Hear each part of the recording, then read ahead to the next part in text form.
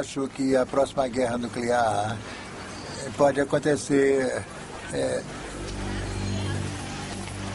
em algum lugar do Oriente Médio, porque as diferenças são antigas e religiosas. Pessoalmente, não acho que eles vão conseguir resolver a questão entre palestinos e israelenses e... acho que é um beco sem saída. Eu não sei por que Hitler tinha tanto ódio deles. Talvez ele... eu não consigo entender. Eu acho que essas pessoas que odeiam os judeus e tudo são... eu acho que eles têm medo deles. Eu acho que o povo judeu tem má reputação há muito tempo. Antissemitismo. Há 2000 anos passados, o profeta Jeremias disse: falosei um espetáculo horrendo para todos os reinos da terra, e os porei por objeto de espanto e de assovio e opróbrio entre todas as nações. Vejam como Israel está só. O Senhor disse: embora todo o mundo se una contra eles. No versículo 37 de Deuteronômio 28, temos o antissemitismo. Muitos outros versículos. Israel será odiado, perseguido, e eles serão mortos como nenhum outro povo. Há muitos grupos minoritários que acham que foram oprimidos e maltratados, mas nenhum como Israel. E não temos tempo para lhes dar exemplos, mas o antissemitismo é horrível. Visitem Auschwitz. Sabiam que depois de Auschwitz, depois que aqueles sobreviventes esqueléticos foram soltos, 1.500 deles foram mortos pelos poloneses quando voltaram tentando reaver as casas das quais a Gestapo os tinha tirado para exterminá-los? Isso foi depois do Holocausto. 6 milhões morreram nas mãos dos nazistas.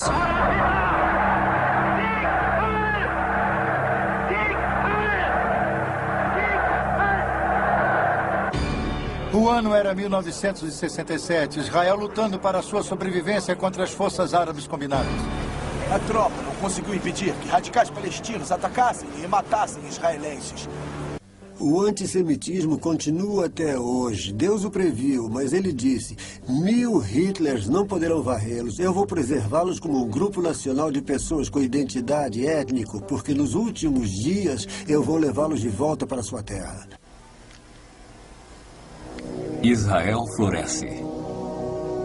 O profeta Isaías disse isso: dias virão em que Jacó lançará raízes, Israel florescerá e brotará e encherá de frutos o mundo. A nação de Israel se tornou o terceiro maior exportador de frutas no mundo.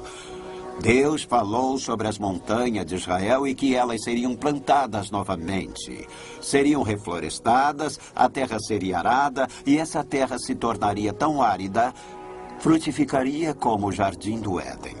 Deus disse: eu farei, e ele fez. Se forem até Israel, verão os campos cobertos de verde, cobertos com árvores, e poderão ver o que Deus fez. Olhamos outro versículo interessante. No Velho Testamento, Isaías 27, versículo 6. Aspas.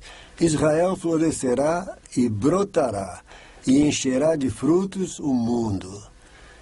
Fecha aspas. É isso mesmo. Era um deserto até há poucos anos atrás. Não era habitado e parecia ser inabitável. Se forem a Israel hoje, as florestas que plantaram trouxeram um aumento nas chuvas. E em Joel 2, versículo 23, isso foi previsto. Israel vende flores para a Holanda. Isso é surpreendente que exatamente o que foi previsto nas Escrituras esteja acontecendo em nossos dias. Se forem lá, Israel está florescendo como um botão. De acordo com o Biro Central de Estatísticas de Israel, o país aumentou significativamente a irrigação na terra durante nossa atual geração. Vista do espaço, aquela terra que sempre fora árida, hoje está repleta de vegetação, em total contraste com as nações vizinhas, que são praticamente áridas. O templo. Das muitas passagens das Escrituras da Bíblia que se referem ao futuro, profecias que dizem respeito à nação de Israel, nós ficamos sabendo que o templo deve ser reconstruído para que tais profecias sejam realizadas. É interessante notar que os judeus estão muito interessados em reconstruir seu templo. Houve muitos grupos formados com a intenção de reconstruir o templo. Eles já estão fazendo instrumentos para serem usados no templo para os sacrifícios e para a adoração no templo. E podemos ir a Jerusalém hoje e ver móveis e utensílios que já foram feitos de acordo com as leis levíticas. Uma das próximas coisas a acontecer será a reconstrução do templo. Como sabemos, Jesus, Paulo e João fazem referência a isso. E as notícias vindas de Israel informam que eles estão se preparando para a reconstrução. O Instituto do Templo fabricou 63 dos 103 implementos a serem usados pelo templo. Há centenas de jovens sendo treinados para servirem como sacerdotes no templo. Os cientistas se empenham tentando resolver o que ainda falta e na tarefa de saber qual deverá ser a precisa localização do templo. Há algo na alma dos israelenses a respeito desse templo. Eles já têm planos, já têm as pedras, já têm os instrumentos, têm os mantos e estão prontos para agir. E o templo, de fato, será reconstruído. E o anticristo é aquele que irá permitir que isso aconteça. Vários versículos bíblicos confirmam que o templo judeu será reconstruído em Jerusalém durante os últimos dias. Em Apocalipse, capítulo 11, versículo 1, nós lemos: Dispõe-te e mede o santuário de Deus, o seu altar e os que naquele adoram.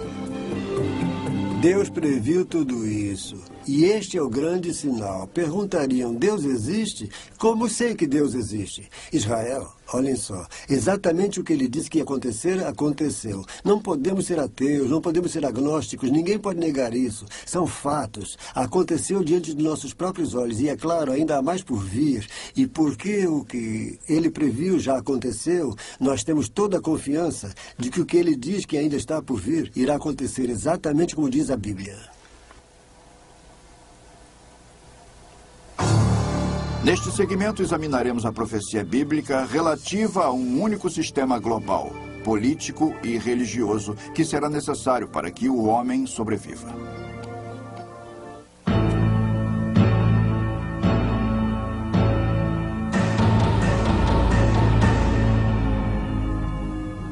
Unidade global. De acordo com a Bíblia, nos últimos dias, todo mundo se unirá numa espécie de comunidade global governada por um homem, empossado por Satanás, conhecido como a besta, ou o anticristo, ou o homem do pecado, ou o filho da perdição.